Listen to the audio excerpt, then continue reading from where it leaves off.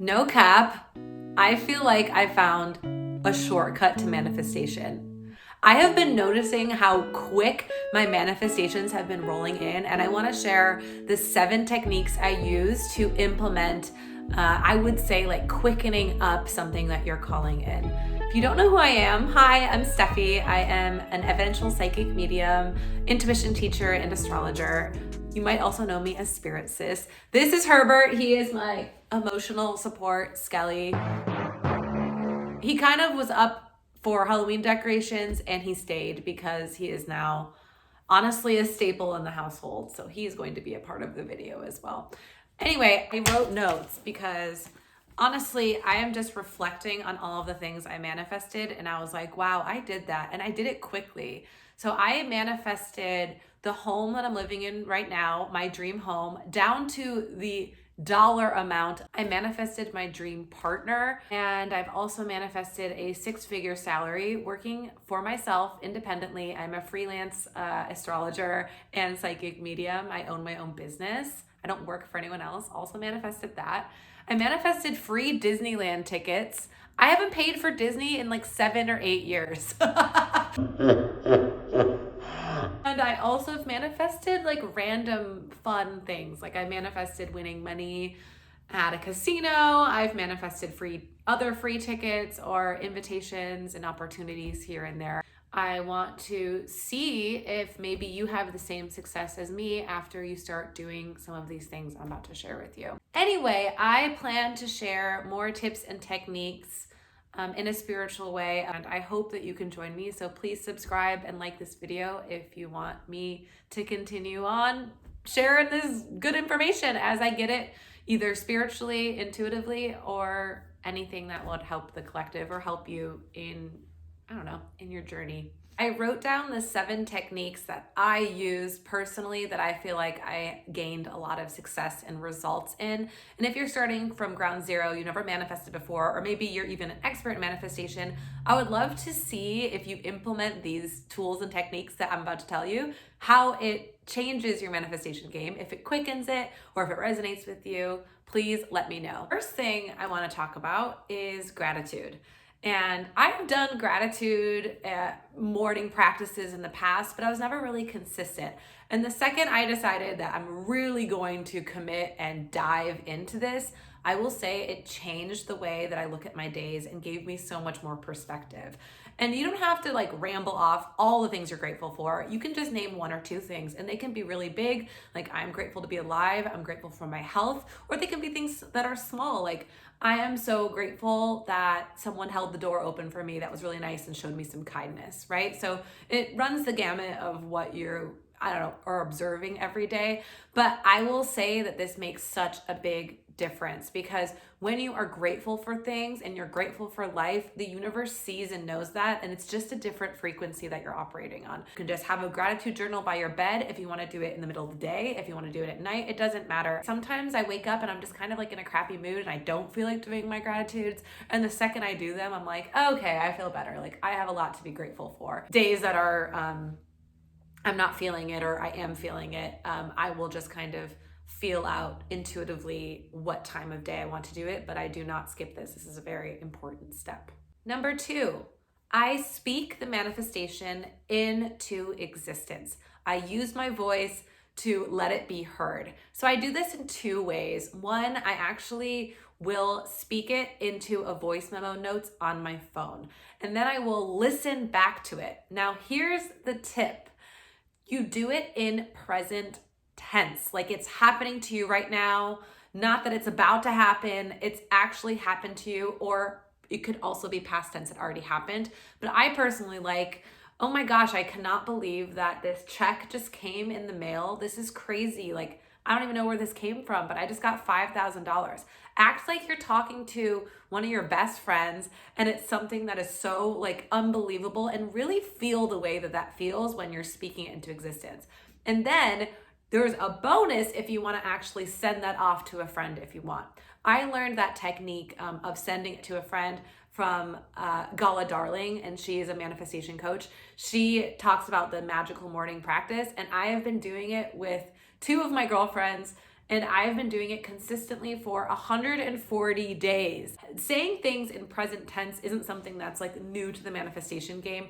It's actually really important and will quicken your manifestation when you already feel like your body is feeling what it feels like to get what you're calling in. If you want to write it down too, you absolutely can. That also helps as well. You can write down all of the things in present tense that are happening to you that you're really excited about. And the key thing here is to really visualize it. Now, I found myself like to feel a little fake or phony when you're doing this, and that means that your conditioning and your ego is running the show. So to get out of that, really sit and ground yourself in that visualization. Like, I want you to close your eyes and really picture it, and I think this will help you really believe it to be true.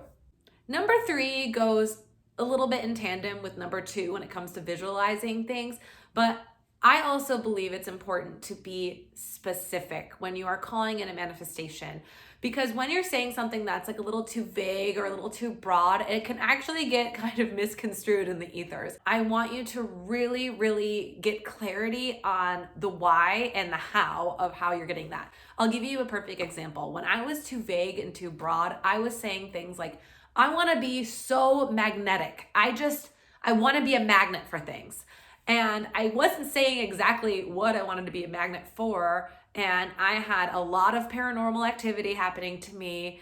I had lower frequency energy happening. I had a lot of people like asking or begging for advice.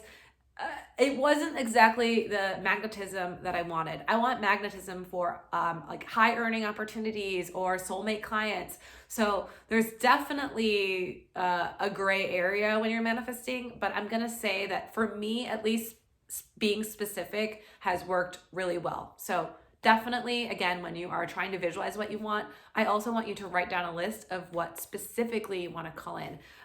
You can do it down to the dollar amount if you're calling in a specific number, or, you know, if you wanted to say, these are the attributes I want in a partner, or maybe I want 10,000 views on my next video, things like that. I find that the more specific you are, the better the manifestation is. Number 4, this seems counterintuitive, but you have to let it go.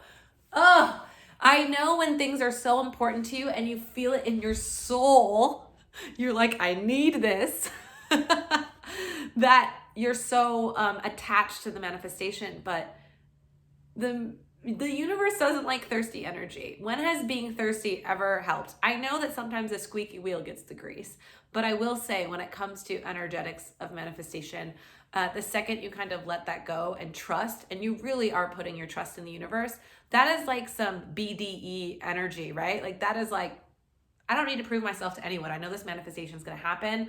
So, it's just going to come to me when it's supposed to come, and everything's meant to be. So that is actually a huge mind shift change you have to make to call in that manifestation.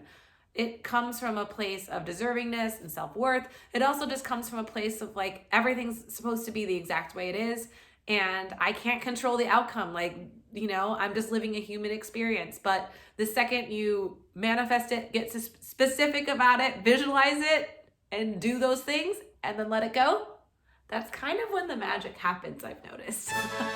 And then when the manifestation comes in, you're like, oh yeah, duh, I deserve that. I'm not even like, I mean, of course you're excited about it, but it's almost like you're showing the universe like, that was meant for me all along.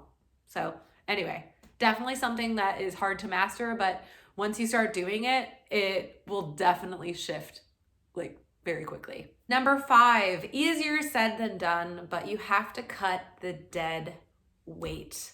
If there are people in your life or situations in your life where you are feeling like you are not, I don't know, fully being recognized or seen for who you are, it's time to cut out the dead weight. That means maybe you are doing like self-care practices better, with boundaries, and maybe you're not people pleasing as much. Maybe you are deciding to leave a job where you're not getting paid what you're worth. I understand that things are circumstantial, like maybe you are attached to family, or there's reasons why you might have some people in your life, but as someone who has no communication or contact with my birth family because of an abusive childhood, I choose to stay in my worth, and I've set many, many boundaries that have been impeded on and I've been stomped on. And the second I kind of said, no, that's not going to happen anymore, I noticed like my salary tripled, all of my other manifestations were coming in. And it just was because I was getting rid of people who made me believe that I wasn't worthy enough to live a life that was full of magic and abundance. So when you have someone that has a really negative mindset and they're kind of like protruding your energy with these self-limiting thoughts and beliefs, yeah, it can definitely take a toll on you. So I would just say you don't have to be as sharp of a knife as I was with cutting people out. Obviously, there's a balance. You don't want to be too rigid, but I will say that it really does help to, I would say, just notice and observe the people around you and if they are expansive or they're shrinking you, expansive or restrictive, and take note of that. And if there's dead weight, I suggest that you kindly send it to its light source. Number 6, I will look at my astrological transits and see like what's vibing out and if I need to do rituals. So I'll look at the full moon or I'll look at the new moon and I'll see what's up. I also look at the moon transits. The moon changes every 3 days in the zodiac signs, and there are some moons where I find I manifest quicker on, especially since I'm an Aries moon. I will notice that on Aries moon days, I'm more productive and I feel like my manifestations come in quicker. Or if there's days like a Scorpio moon where I need to do more reflection, I am noticing the astrological transits and I am working and kind of grooving with them in real time. It's just like the path of least resistance. I realize that maybe this might be a little more of an advanced step if you're not really into astrology. I get that. But you can just even start as early as today as looking at, I don't know, like what the moon is in, or just doing a full or a new moon ceremony or ritual. And that could be a burn ceremony, like you are letting go of things, or maybe it's just sitting in meditation in a new moon and calling in what you want.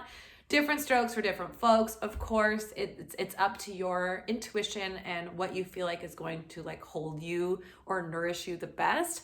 But I find that looking at my personal astrological transits have been extremely beneficial in how things are manifesting, or even if things are slowing down. I don't take it for granted when the planets are moving in my favor. I'll say that. And I also don't take it personally if things aren't working out, because I'm like, oh yeah, I'm having a weird Saturn transit right now. It's just basically about observing your emotional body and not being too hard on yourself in those moments. And looking at the astrology transits, I found have been very helpful, aiding in manifestation.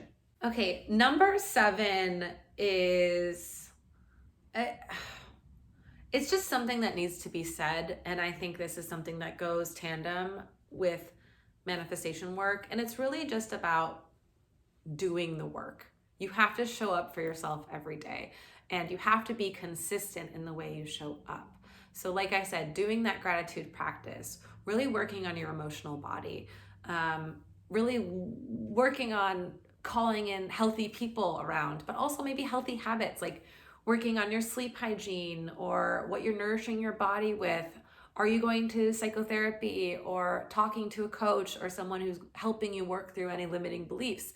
This is something that can take time when you're working on your manifestation. But again, if you commit to it and you spend the money and time and effort in yourself, it pays off in dividends. And it's really just about the desire to want to change and embracing that transition that will really help you. But also, I don't know if you noticed the theme out of all 7 of these things, but it really comes in being present. 1, believing in yourself. 2, and then 3, like really living a life that is like conducive to your authenticity and what you're excited about and what you're here to do. I mean, you chose a human incarnation because you're ready to live a life of your dreams. So all you have to do is do the work to make that happen, and start small. And by these little small steps, I guarantee that you're going to see results. I hope those 7 tips will help you. I would love if you told me some of your manifestation tips in the comments, or anything that resonated with you, or maybe something you're working on or working through. I'm here for you, and this community is here for you, sending you all the love and the light in the world. Until next time, bye.